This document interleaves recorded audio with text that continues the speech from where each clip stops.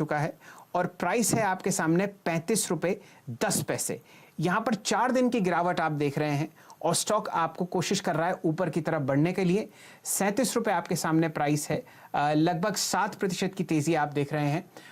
आप अल्पेश माफ कीजिए चतुर्मोदा साहब, अगर बोरोसिल ग्लास को ट्रैक करते हो तो बताइए किस हिसाब से पोजिशनड है चार्ट्स पर।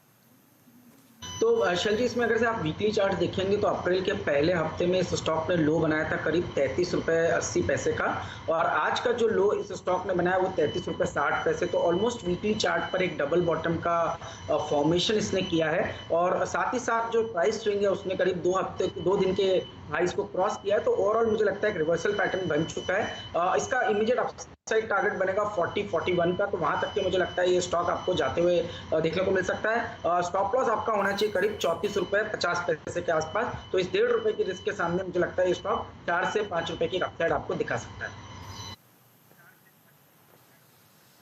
तो जैसे ही आपने आशीष जी बात करना शुरू किया तो वॉल्यूम अब बढ़कर लगभग 2,75,000 शेयर हो चुका है और ऑलमोस्ट 6 दिन की गिरावट के बाद स्टॉक बिल्कुल तैयार है एक शानदार ब्रेकआउट के लिए। जो लोग केमिस्ट्री पढ़े हैं स्कूल में, इनकी टेस्ट ट्यूब से वाकिफ़ हैं, बहुत बेहतरीन क्लीन ग्लास के प्रोडक्ट्स बनाते हैं और आपके सामने फिलहाल 36 रुपए 25 पैसे के आसपास ये ट्रेड कर रहा है। दिन का लो 33.60 था, तो आप ऑलमोस्ट यूँ समझ के चलिए कि ये सर्किट पर फिलहाल आपके सामने ट्रेड करता हुआ दिख रहा है 5.5% ऊपर। प्रदीप जी।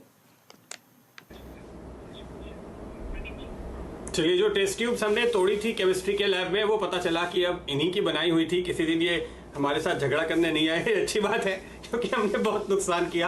खैर, इनकी तो इनकम बढ़ी होगी क्योंकि नए ऑर्डर्स प्लेस होते होंगे। लेकिन आप देखिए, अभी मुश्किल से 7 के पी पे चल रहा है शैल जी ये स्टॉक, और मैं देख रहा हूँ 58 रुपए का इसका 52 वीक हाई है।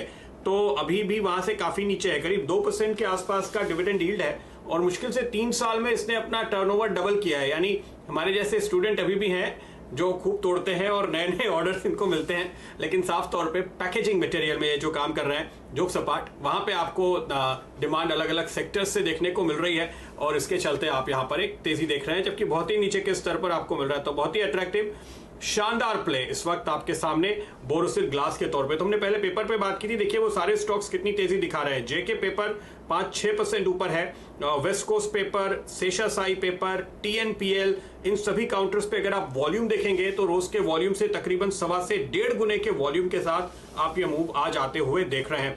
तो पेपर और ग्लास के बाद मेटल की तरफ रुख करते हैं, और यहां पर एक स्टॉक जो शानदार मूव दिखा रहा है वो है हिंदुस्तान जिंक, जहां पे आपने करीब 2-2.5% का एक स्विंग देखा है आते हुए, और वॉल्यूम जबरदस्त है। यहां पर मेरे ख्याल से कल ही एक रिपोर्ट आई थी जहां पर मेटल्स के बीच में इस एक स्टॉक को अपग्रेड किया गया था मेटल साइकिल को देखते हुए, वो था हिंदुस्तान जिंक, जो सबसे ज्यादा अट्रैक्टिव लगता है इस समय मेटल एनालिस्ट को। आशीष चतुर्मोदा जी, आप जरा नजर डालिए हिंदुस्तान जिंक के चार्ट पे, क्या टारगेट देते हैं आप? जी बिल्कुल, तो देखिए 178 इस समय ये स्टॉक चल रहा है और बहुत अच्छा इसका एक फॉर्मेशन है, मतलब बिल्कुल contrary to the entire metal basket. और जिस तरह का पैटर्न फॉर्मेशन है उसको देखते हुए मुझे लगता है 190 तक की अपसाइड आपको हिंदुस्तान जिंक में देखने को मिलेगी। 174 का एक ट्रेडिंग स्टॉप लॉस इस समय मुझे लगता है देखने को मिल सकता है। और मैं साथ ही साथ थोड़ा जिंक एज अ कमोडिटी को भी ट्रैक कर रहा था इसके साथ ही, तो मैं देख रहा हूँ कि जिंक भी जो है वो 2 हफ्तों के हाई पे इस समय ट्रेड कर रहा है 153.50 के आसपास, और वहाँ एक अच्छी खासी अपसाइड देखने को मिल सकती है, और उसका रिफ्लेक्शन मुझे लगता है हिंदुस्तान जिंक के भी प्राइसेस में आपको नजर आ रहा है। बिल्कुल, तो हिंदुस्तान जिंक पे आपको फिलहाल एक जबरदस्त तेजी देखने को मिल रही है। बात करते करते देखिए थोड़ी और तेजी, और अब यहाँ पे औसत से 60% ज्यादा वॉल्यूम देखने को मिला है। तो बहुत ही शानदार पार्टिसिपेशन आज आप यहाँ पे आते हुए देख रहे हैं। अगला स्टॉक जो इस वक्त मेरे रडार पे आ रहा है वो है एक मिड कैप आईटी कंपनी, और ये स्टॉक है आरती ड्रग्स का। तो अब हम बी से ए की तरफ जा रहे हैं, जहां पे आप मूवमेंट आते हुए देख रहे हैं। करीब 3% का स्विंग अभी अभी आया, और अब ये 5% ऊपर है। तकरीबन 1.5 गुना वॉल्यूम यहां पर देखने को मिला है। मयूरेश, आप इस स्टॉक को ट्रैक करते हैं, क्या कॉल देंगे आप? इस समय काफी तगड़े मोमेंटम में ये स्टॉक लगातार चल रहा है, और मैं जस्ट ये चेक करने की कोशिश कर रहा हूं कि क्या ये अपने नए हाइस के आसपास है। जी हाँ, कम से कम क्लोजिंग के लिहाज से आज आपको यहाँ पर एक नया हाई बनता हुआ नजर आएगा। तो एक ब्रेकआउट भी है, पिछले स्विंग हाइस को ये निकालता हुआ दिख रहा है। नहीं, बिल्कुल प्रदीप जी, और मेरे ख्याल से आई थिंक जो ये कंपनीज की कोर पोर्टफोलियो है जो एपीआईज में है, एपीआईज बोथ वॉल्यूम और प्राइस ड्रिवन स्ट्रेंथ से आई थिंक इनके रेवेन्यूज बढ़े हैं और जबरदस्त तरीके से बढ़ी है। कंपनी ने फिलहाल आई थिंक एक एंटी डायबिटिक कैपेसिटी बढ़ाई थी और सक्सेसफुली आई थिंक इसके प्रोडक्शन कैपेसिटीज रैंप अप किए हैं। केपेक्स जो आई थिंक बहुत कंस्ट्रेंड वे में कंपनी का ग्रो होगा, और जो कोर फाइनेंशियल्स हैं, अगर आप टॉप लाइन और बॉटम लाइन दोनों की बात करते हैं, इंस्टीट्यूशन होल्डिंग की बात करते हैं, तो ये सारी चीजें आई थिंक ग्रो हुई है over the past few quarters, और मैनेजमेंट की यही उम्मीद है कि 12 से 15% टॉप लाइन और उतनी ही बॉटम लाइन ग्रोथ आएगी। तो एक बहुत स्टेबल काउंटर है, बट मुझे लगता है मोमेंटम में शायद रह सकता है in the coming few days. चलिए, आरती ड्रग्स पर बात हो रही है और जैसा कि प्रदीप जी ने कहा कि ऑलरेडी दिन के उच्चतम लेवल पर आपको ये ट्रेड करता हुआ दिखेगा और रिकॉर्ड क्लोज पर शायद आप ये स्टॉक को आज ट्रेड करते हुए दिखें।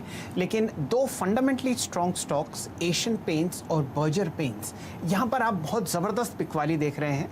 7 दिन से डायरेक्टर साहब एशियन पेंट्स का अगर आप स्टॉक लेके आएँ तो 7 दिन की बिकवाली और स्टॉक का पिछले 3-1 दिन पे अपने 200 डीएमए के नीचे भी जा चुका है।